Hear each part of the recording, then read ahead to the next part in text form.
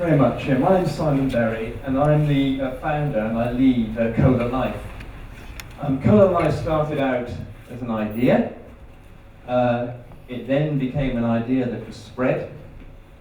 It then became a campaign where people engaged from all over the world, and it's still that.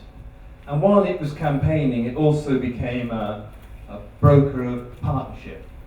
And this will become clear as I explain what ColaLife is. So what is ColaLife? Well, ColaLife is based on two simple facts. The first fact is that wherever you go in the world, even in the most remote parts of developing countries, you can buy a Coca-Cola.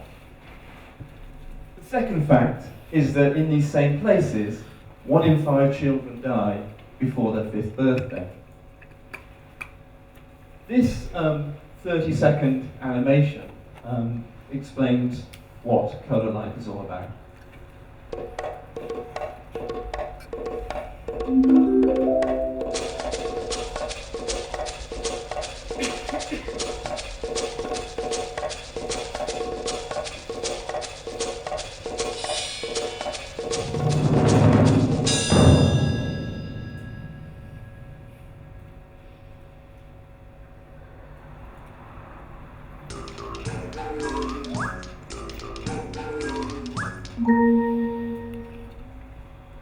The ColaLife idea started back in 1988 when I worked in the northeast part of Zambia.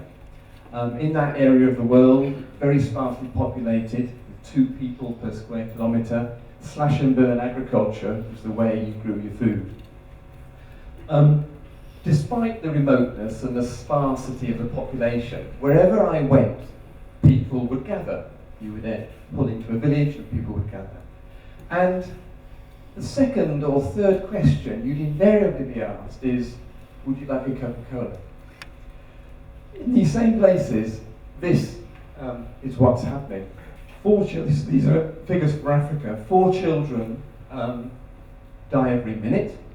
That's 4,000 every day. 42 million since I took that picture of slash and burn agriculture. This is a disaster that unfolds every 24 hours in Africa alone. So I thought I'd have a go at getting Coca-Cola's attention. And back in 1988, this is the communications technology I had available to me in the north of Zambia. My small boy used to call it a TEDx machine. It's actually a TEDx machine. There was no phone, no fax, no internet. The Postal Service took a minimum of 3 weeks to turn around. So although I tried, I failed. I got absolutely nowhere with this idea. And then last year, Gordon Brown called big businesses together and asked them, challenged them, said, what are you going to do to help alleviate poverty in Africa? And Coca-Cola are involved in that campaign, and this sort of re-motivated me to have another go. At this point, I was blogging. I'd been blogging for some time, and I thought, right, if I put a little blog post together, that'll get Coca-Cola's attention. I did my research, and I looked at the figures, and I was absolutely alarmed that the figures I put on the screen hadn't changed in the 20 years since I was last in Africa. This didn't get me very far at all, didn't even get me past the first level of defence of Coca-Cola. So I decided I'd try something else. And I was on Facebook, like most responsible parents are, just to keep an eye on the children. And I thought I'd set up a Facebook group. And this grew slowly, but in an encouraging way. And one of the first people to join the Facebook group was a project in India called the Rehydration Project. They've been working with the issue of dehydration for 20 years. And they uploaded video and material onto the group, which is really very encouraging when you're just starting out with an idea. Then I thought, well, where else can I talk about this? Where else can I get people's attention? So I went onto the BBC's blog. Here in the UK, on Radio 4 at 5 o'clock each day. There's the PM programme that's broadcast. It's current affairs, the magazine sort of programme. And the Saturday edition of that programme is IPM, and the I stands for interactive. And the Saturday programme is put together by listeners. Listeners go onto the blog, they put up ideas that they want to debate, and that forms the programme for the next week. So I thought I'd go at that. I went on the first week and I put up my idea, didn't get anywhere. I went on the second week and I put it up again and again, didn't get anywhere. So then I decided to become a bit more strategic, and I phoned up all my friends whose name wasn't the same as mine, i.e. Barry, and said, look, I'm going to put this idea up for the third time, please can you log on and comment? So I did, they commented, and the idea got picked up. And that was a bit of a watershed, because these four people, the IPM team, got behind this idea.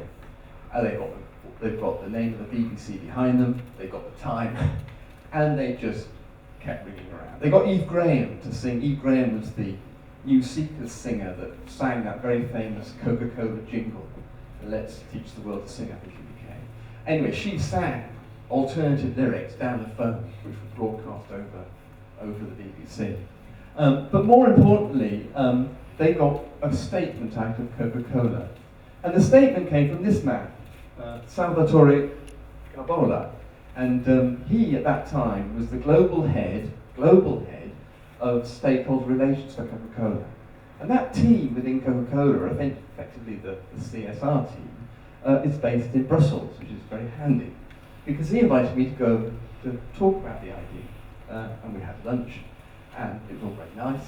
And looking back, he gave me some really important tips about how to take this idea and how to get hook into Coca-Cola, this idea. And the main one was, hook it into what Coca-Cola were already committed to doing and try and change that rather than start a new initiative. So that's what we did. We hooked in the business call to action.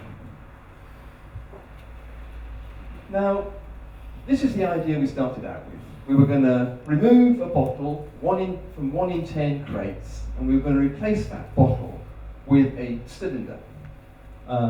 And in that cylinder, we were going to put oral rehydration salts. Rehydration, all seemed to work quite well.